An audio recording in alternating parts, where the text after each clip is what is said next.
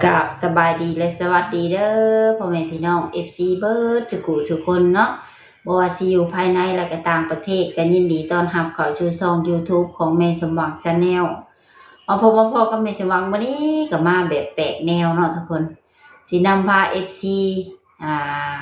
ไปหาหนุ่มโสดมื้อนี้เนาะหนุ่มโสดเพิ่นก็ทักมาหาแม่สมหวังว่าอยากเปิดใจเนาะทุกคนแม่สมหวังก็เป็นคลิปแรกเลยที่เปิดใจหนุ่มโสดเนาะเดี๋ยวชื่อเสียงเฮียงน้ำเพิ่นเป็นจังใดนั่นเฮาจังไปโอ้ไปลมพร้อมๆกันเนาะทุกคนแต่ก่อนอื่นก็ฝากกดไลค์กดแชร์กดติดตามให้ช่องแม่สมอง Channel นี่เด้อทุกคนเด้อเพื่อเป็นกำลังใจในการเฮ็ดคลิปต่อไปเนาะทุกคนแล้วก็ที่สำคัญเนาะก็ต้องกราบขอบคุญขอบคุณ FC ทุกท่านที่เข้ามากดเบิ่งกดชมแต่ต้นจนจบเนาะทุกคนเนาะขอให้ FC ทุกท่านจงพบพบแต่สิ่งดีๆบ่ให้มีความทุกข์เนาะโดยก็ให้ห่างให้มีให้ร่ำให้รวยแหละทุกคนเลยโดยให้อยู่ดีมีแห้งแข็งแห้งร่ำรวยเงินไหลนองทองไหลมาเด้อเนาะ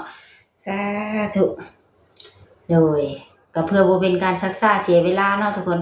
เฮาก็ไปโอ้ไปลมกับหนุ่มโสดเพิ่นพร้อมๆกันเลยโดยสบายดีสบายดีโดยเคยเห็นทักเข้ามาใช่หรออยากเปิดใจบ่แม่ค่อยอยากค่อ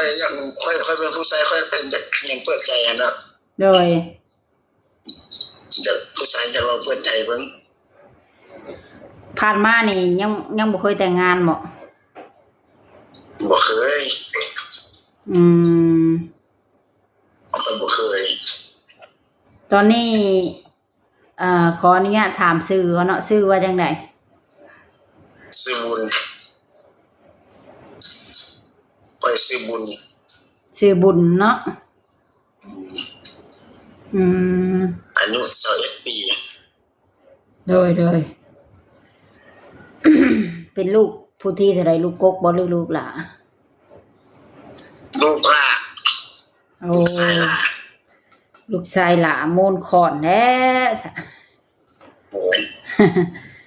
เป็นคนลาวบ่หรือเป็นคนไทยเคยเป็นคนลาวอันนี้นะเป็นคนลาวค่อยเป็นคนลาวอยู่บ้านค่อยอยู่กันแหวงกันขมวนเป็นคนแขวงขมวนโดยตอนนี้เฮ็ดงานอยู่ไทยบ่ได้ไปนะกูบ่ได้ไปเดี๋ยวนี้นั่งนอนอยู่นั่นจ้ะเสียไปหาเวียกใส่ค่อยก็บ่มีเวียกเฮ็ดโดยไม่ก็บ่มีเวียกเฮ็ดปานใดค่อยเสียงก็อยู่เฮือนนั่นแหละเสียงหยังแวบๆโดยเวียกก็บ่มีเฮ็ดแน่ค่อยในใจค่อยก็อยากไปอยู่แต่บ่มีบัตรบ่มีพาสปอร์ต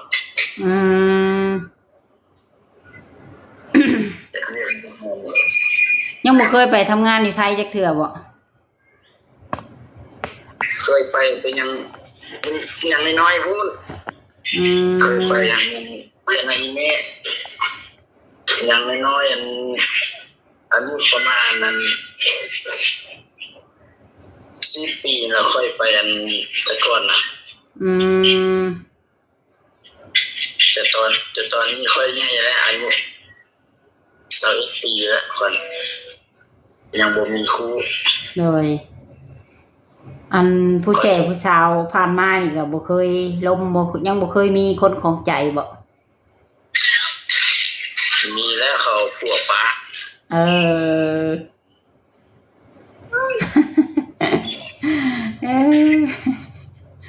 เขาผัวป้าแล้วค่อยอะไรยังจะเจ้าเป็นโสดบัดนี้เนาะโดยลงผู้ใดก็มีบางคนการค่อยลงผู้ใดกันบางคนเขาก็ลอกเอาบัตรค่อยเอาบัตรเติมเงินน่ะบ่บางคนก็ลอกเอาเงินค่อยก็เลยบ่ลงเลย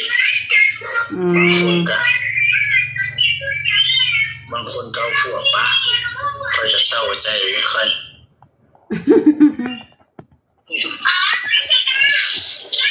เศร้าใจอยู่ค่อยก็ได้บางคนเอาพวกปะหมด ทางเจ้านี่มีสเปคตั้งไว้อยู่ว่ามักแบบใดอะไร ว่าสเปคผู้สาวนะมักแบบใดมักอายุ17-18โอ้แล้วสาวกับพอละโอ้ค่อยมักนั่นกันสิเอาง่ายๆแล้วก็เท่าเกินคันเอานี่สิแต่งเมื่อเฮือนบ่หรือว่าสิมาอยู่เฮือนเมียการคันนี้มีคุณคมแล้วก็แต่งดอกอะไรก็ได้อยู่เฮือนเมียแล้วแม่ค่อยก็ยังมีลูกสาวหน้าอยู่นำเนาะโอ้มีคนอยู่เฮือนนำเพิ่นอยู่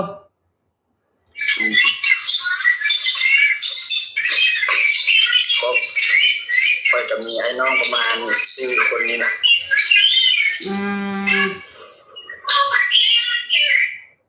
มีน้อง4คนเลยก็เอาผัวนี่เรียกจันแล้วก็ไอ้ค่อยก็เอาเมียอยู่นี่จะมาซักอย่างแต่ค่อยกับน้องค่อยนี่นะน้องค่อยก็ยังวันใหญ่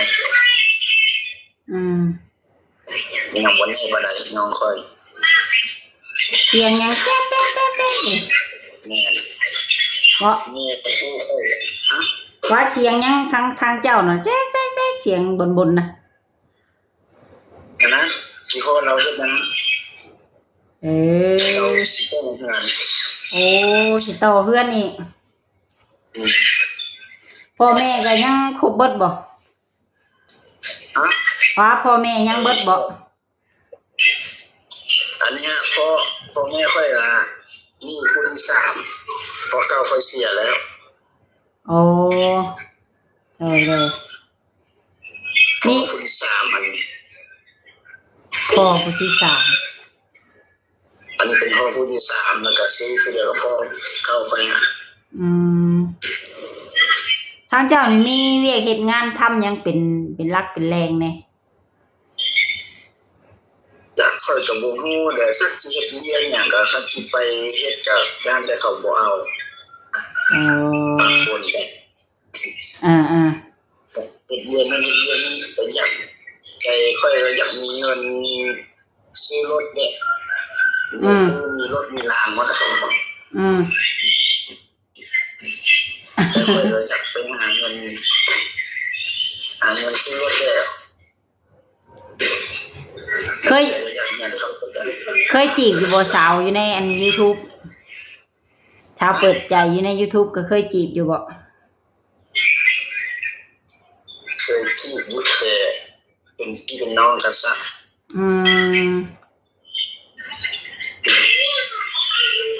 เพิ่นบ่ลงนำบ่ลงก็ผู้นึงเขาลงนำผู้นึงบ่กล้าซื้อค่อยทางเจ้านี่มักคนลาวบ่หรือว่าคนไทยหรือว่าต่างประเทศคนลาวก็ได้คนไทยก็ดีคนไทยก็เอาบ่คนไทยก็ได้บ่ได้แล้วเชื่อมีผู้สาวไทยเพิ่นยังมักหนุ่มลาวก็มีเด้เนาะมันก็มีนะทางเจ้านี่พร้อมแล้วเนาะพร้อมสิสร้างครอบครัวเต็มร้อยบ่แม่นไปพร้อมแล้วค่อยก็อยากสร้างแม่คือหมู่คู่ค่อยเก่ามีหยังบ่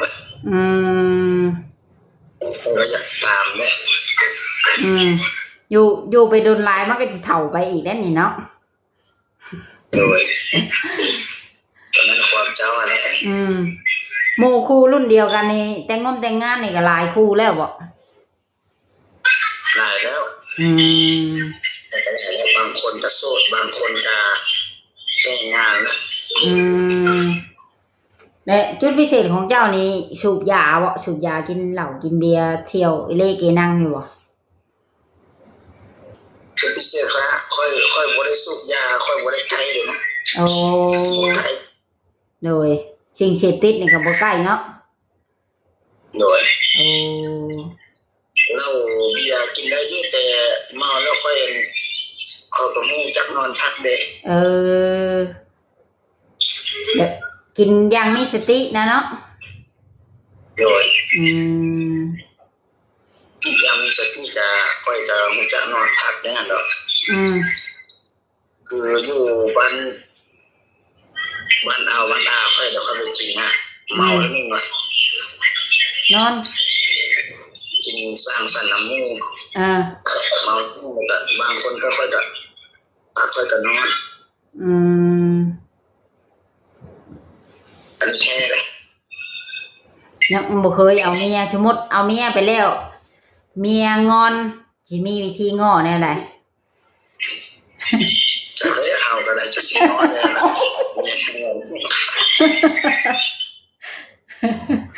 เมียงอนสิมีวิธีง้อแนวใดกับเมียมัน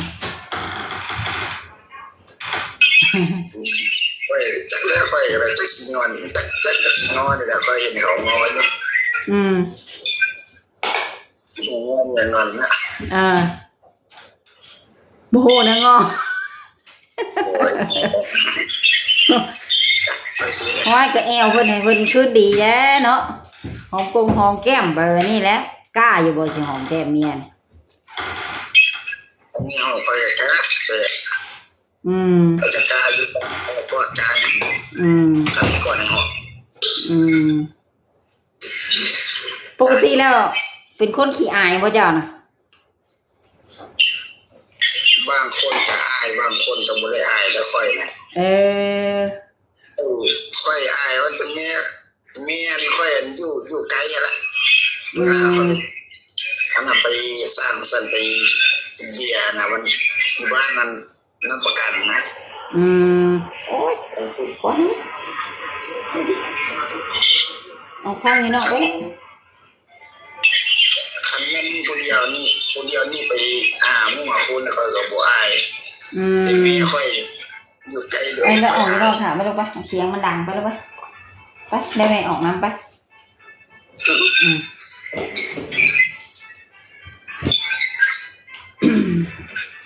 สมมติอันผู้สาวไทยมาเพิ่นแบบรุ่นใหญ่กลัวเจ้าแน่เจ้าก็สิรับได้บ่มีเด้ผู้สาวรุ่นใหญ่เพิ่นเข้ามาไลฟ์ FC มีจะบางทีเพิ่นเอาค่อยๆจะหับได้แต่40ปีเฮาจะค่อยเอาบ่ได้เท่าเกินสรุปรวมแล้วคือเอาค่า40ลงมาบ่อ่านเท่าเกินนั่นน่ะเอาแต่ค่อยเป็น30ปี25ปีแล้วก็78นี่ล่ะที่เก่าเนี่ย20เนี่ยค่อยมารุ่นละเนี่ยค่อยได้กันค่อยจะมา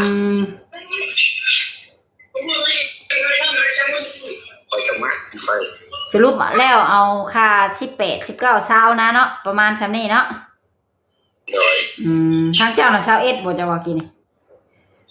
แม่นแล้วค่อยอายุ21ปีอยากลืมเมียแน่จักหน่อยนึงเนาะโดย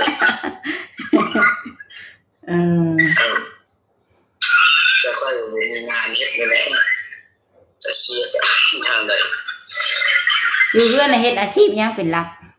เฮ็ดนาบ่หรือเฮ็ดไร่ให้เฮ็ดนาปลูกมันนี่แหละปลูกมันแล้วก็ค่อยแม่เราก็ไปเฮ็ดบางทีก็เจ้าไปเฮ็ดนั้นเวียดสวนกล้วยสุดเจ้าตั้งอยู่บ้านนี่แหละส่งโรงงานโอ้ต้องส่งงานในโรงงานกล้วยแขวงขมวนเมืองยังบ่จะอยู่นี่บ้านผู้ซาเมืองคุณคำแขวงขมวนโอ้ถามว่าไปพูดนี่ก็ถามหานี่ก็แม่นเห็นแล้วแหละเนาะอยู่ใกล้ตัวเมืองบ่ไกลน้อยนึง สมมุติไปฮอดท่าแขกแล้วนี่ไกลบ่จากท่าแขกไปบ้านเจ้า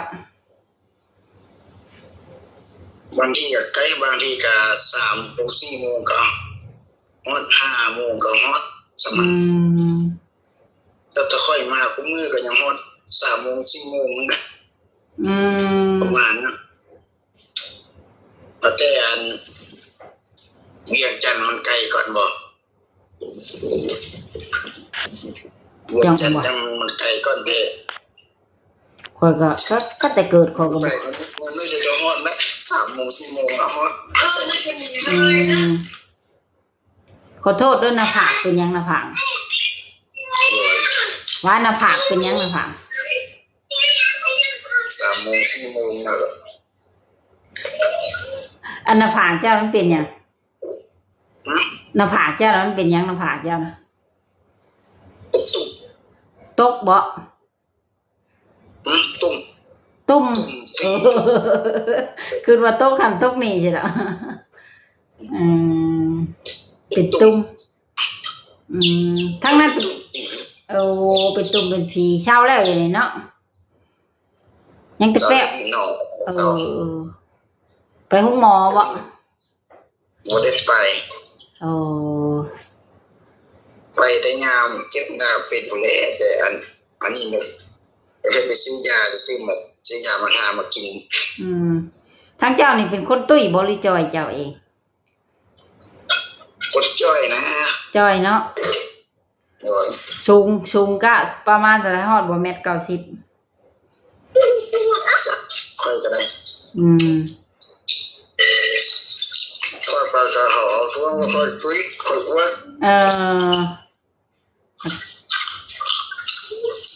เขาจะอ้วนเขาก็จะร่วงว่าค่อยอ้วนก็จะยองค่อยทางเจ้านี่มีช่องทางติดต่อทางใดแน่ถามว่าสาวๆสนใจทางเฟซบุ๊กเนาะเบอร์โทรก็มีบ่มีสะดวกให้เบอร์อยู่บ่หรือว่าแนวใดหรือว่าสะดวกให้แต่ Facebook อันเดียวบ่เดี๋ยวแต่ค่อยใส่ซ่อม3ค่อยใส่3แต่เป็นแบบมันมีQR code ก็ค่อยใส่ไปโหลดมาใส่อันไลน์จะบ่ได้ลิ้นบ่ก็จะลิ้นของแอปของไลน์อะไรทางไลน์แหละมันสะดวกทางว่าสาวๆอยู่ทางไทยหรือว่าต่างประเทศเพิ่นสนใจก็เพิ่นทักไลน์มันสะดวกกว่าเนาะโดยคันได้เมียคนไทยนี่ก็ไปอยู่ประเทศไทยนำเพิ่นนี่ก็ได้บ่ได้บางทีก็ไปหาเงินทุนเลยให้บ่มีเวียกเฮ็ดงานทำอยู่เนาะโดยถ้าว่าอันนู้ค่อยลูกน้าสาวค่อยจะเขาก็ไปเฮ็ดเงิน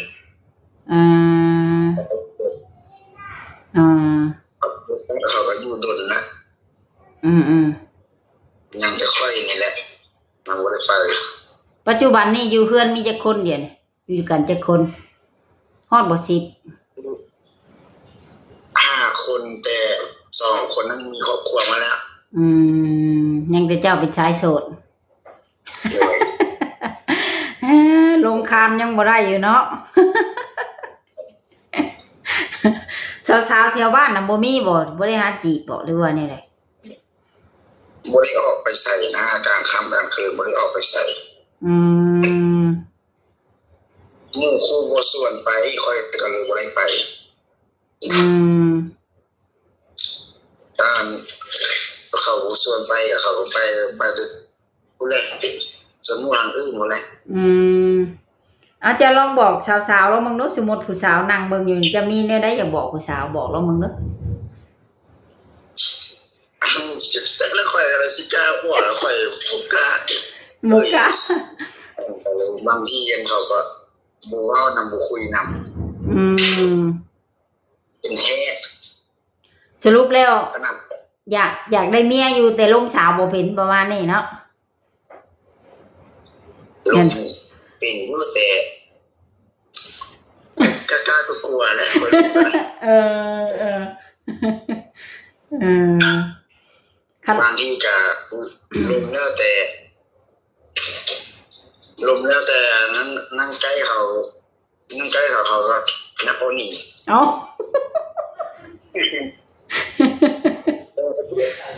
เออเขาสิติ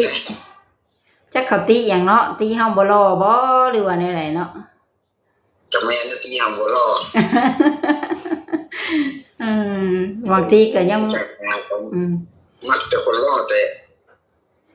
เขามักแต่คนรอคนรวย บางทีคนขี้ร้ายใจดีก็มีได้เนาะ โดย เฮ็ดกินก็เป็นอยู่บ่เจ้า ใจร้านแต่เขาบ่เสื้อแหละเขาบ่จัดใจเลย แต่งกินเป็นอยู่บ่เจ้าเฮ็ดกินพอได้อยู่บ่ ได้แต่จะกินคนเดียวหรือคันสิเอิ้นครอบครัวเขาก็เฮ็ดกินต่างหาก อาหารประเภทแบบใดเจ้ามักแต่งกินเอง ตำมักแตงทอดไข่แล้วก็แต่ว่าแกงมักฟักบ่ โอ้ แต่แกงบ่ไหม้เลยกินกูมื้อค่อยจนอันน่ะแกงบ่ไหม้ กินแต่แกงหน่อไม้วะก็ดีแหละหน่อไม้บ่อึดอยู่ทางพี่ยามนี้อึดไม่ใส่ผักคาดมื้อใดก็ได้กินแล้วบ่ต้องใส่ปลาดุก โอ้แซ่บเด้แกงหน่อไม้ใส่ผักคะปลูกเองบ่อันนั้นอันนี้ที่พ่อเราเฮ็ดเองแกงไม่ที่พ่ออีแม่คันเองเลยคันมันผู้สาวลาวมักเด้เพิ่นอยู่ไกลเจ้าคนละแขวงสิเจ้าก็สิมักเพิ่นอยู่บ่ก็จะมักอยู่แต่เขาบ่มักครับสรุปแล้วเจ้าบ่เลือกนะอยู่ทางใกล้ทางไกลก็เนาะขอเพียงเพิ่นมักเจ้าประมาณนี้บ่โดยเพียงแต่เพียงแต่ก็จะมักค่อยแต่ทั้งไปแค่ไป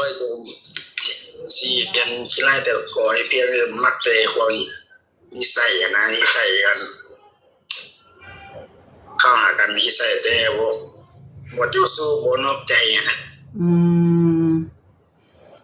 มักคนประเภทใดสูงต่ำดำขาวบ่ผู้สาวนะมักบ่ได้ตามประเภทนั้นผู้สาวก็ได้ทำก็ได้เนาะทำก็ได้ตุยก็ได้อันนั้นก็ได้สูงก็ได้บ่เลือกเนาะขอเพียงอายุประมาณ20ลงมาเนาะโดยบ้านใกล้อายุประมาณ20 ปีแล้วค่อยอยากเลือกนะผิวสิเป็นสีอะไรสิรายการค่อยกันเลือกก็จะให้มาคอยหักนะทางเจ้านี้แบบบ่ได้พิการแล้วว่าสมบูรณ์เบิดแล้วว่าแต่บ่ได้พิการมาได้บ่ได้พิการมาได้หรอกแต่ยังปกตินี่แหละฮะยังปกตินี่แหละเฮ็ดได้อยู่เลยการเขาก็ว่าคือพิการแข้งขาขาดน่ะตามเพื่อเมียนเนาะเลยก็มีในอยากถามสาวๆอีกสมมุติผู้สาวนั่งเบิ่งอยู่มักข่อยในเด้อบ่อยากให้ต้มให้ตัวเนาะบ่อยากให้หลอกนี่แหละเนาะโดยก็บ่อยากให้หลอกอะไรผู้ชายบางคนก็เขาก็อยากให้ผู้สาวมักอยู่มักความนิสัยแต่บ่ให้หลอกปานใดอันผู้ชายบางทีเราก็มีด่านซีนั่นท่านคนกะท่านมาเคยอกหักอยู่บ่อกหักอยู่แต่บ่ได้ให้บ่ได้แต่ค่อยก็เศร้านั่นแหละผู้สาวเก่าผัวป้าแต่งงานคบกันจักปีเขาจังไปเอาผัวใหม่ ว่าคบกับเขาจักปีเขาหนีไปเอาผัวใหม่ จะปีคนนั้นน่ะอายุ18 ปีขึ้นไปแล้ว ผู้สาวนะคนเอาผัวป้าเขาเห็นคลิปนี้แล้วได้เขาเห็นนำที่อันเฟซไปนำเฟซนั่นแหละคนเอาผัวมาให้คนเอาผัวป้าค่อยคนในบ้านนั่นเด้บ้านอื่นโอ้อันเจ้านี่เขาเฮียนอยู่บ่เข้ากับออกแล้วนั่นแหละจังว่าอ่านได้เขียนเป็นเบิดเนาะโดยเข้าออกแล้วค่อยห้องไหนว่าเขาเฮียนห้องใดปอซี่การที่ขึ้นมอก็เลยออกก็เลยออกกูบุรีค่อยหลายเลยออกซะบุรีว่าไหนบุรีว่าไหนนี่กาเขาบางที่เขาแจ้งเขาก็ว่ามือตบตีค่อยก็เลยออกจากห้างถึงหมู่แกล้งเรื่อยเนาะโดยค่อยจะให้หมู่แกล้งนั้นแต่ก็เลยออกซะทั้งเจ้าเองนี่เป็นคนใจห้อนบ่หรือใจเย็นนิสัยใจคอเจ้าบางคนกะค่อยจะใจห้อนเลยใจห้อนแต่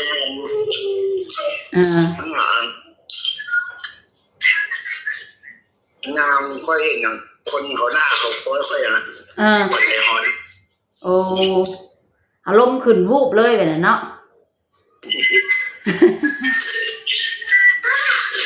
คือแต่ก้อนนะเงียบอยู่แต่บัดใหญ่มาแล้วมันจะหายผู้ใส่ละ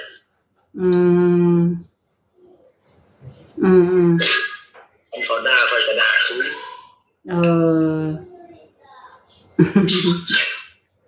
เลย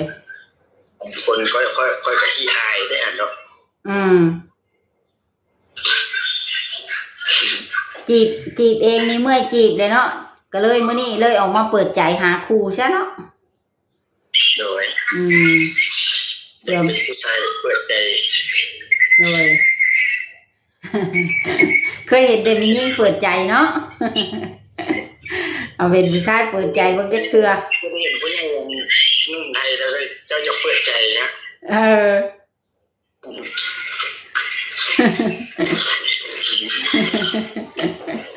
จับโฟนปอนขนมเลยขั้นเพิ่นทักไปก็ฮับเพิ่นเด้อสมมติว่ามีสาวๆทักไปนะ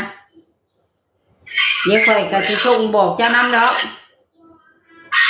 จักเขาสิทักค่อยทักมาล้วนล่ะก็หวังว่าสิโชคดีเนาะก็ขอให้เจ้าโชคดีแหละให้เจ้าได้คู่ได้คิงแหละพ่อก็ถามหาแล้วเนาะถึงบ่ได้เด้สิเอาเมียมาแล้วบ่เพิ่นถามอยู่บ่ผมก็ยังได้อันถามว่าจะบุญใดตัวเซียวเมียหรือคุณถามไปก็ค่อยนะ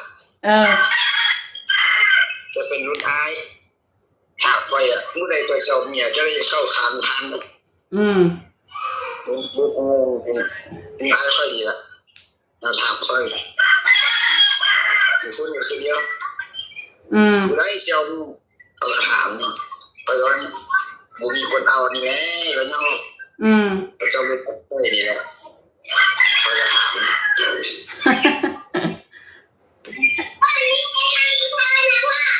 ผู้ใดเขาก็บ่มักบ่แม่นเจ้าเลือกหลายบ่หรือเขาบ่เลือกเจ้าเขาบ่เลือกค่อยแต่ค่อยมันนั่นมันค่อยมันบ่รอดเขาเลือกตัวคนรอดคือ คือเพลงเขาร้องเลยเนาะลูกบ่รอพ่อบ่รวยว่ะคือเพลงเขาร้องเลยแหละนะ คนผู้ชายบ่รอบางคนก็เข้าตามมีเมียงามเนี่ยบางคน แม่นอยู่บ้านข่อยก็มีคือกันเมียงามงามเขาก็มีเมียงามเนี่ยดอก เออ เห็นนะเห็นนำเฟซนำไลน์เนี่ยว่าผู้ชายว่าขี้ไล่ดำตาแบบผู้หญิงข่าวปานนางฟ้า เลย มันก็อย่างนี้ข่าวปานนางฟ้าอยู่บัดนี้กำลังเป็นยังงามบัดไฟนี้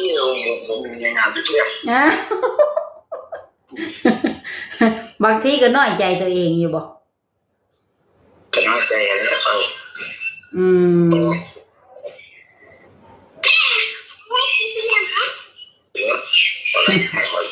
เลยชอบผู้สาวตัวนี้ตัวป้าเราจะค่อยท้อยังไงบางคนเขาไม่ค่อยไปท้อแต่ท้อค่อยก็น้อยใจนั่นแหละวันนี้ไผทางหลังร้านน่ะร้านน้อยบ่น้องคุณแม่คุณสี่โอ้ลูกเพิ่นกับผัวใหม่โดยคนสามมันน่ะเลยก็โอเคซะเนาะก็ไว้ลงกันใหม่อีกมื้อหน้าเนาะเลยเดี๋ยวสิเอาเฟซเอาไลน์ป้าไว้ลังเทื่อมีสาวๆสนใจก็ทักมาเอาช่องทางติดต่อนำผ่านช่องแม่สมหวังได้เนาะเลยไปพบกันใหม่มื้อหน้าเลยสบายดี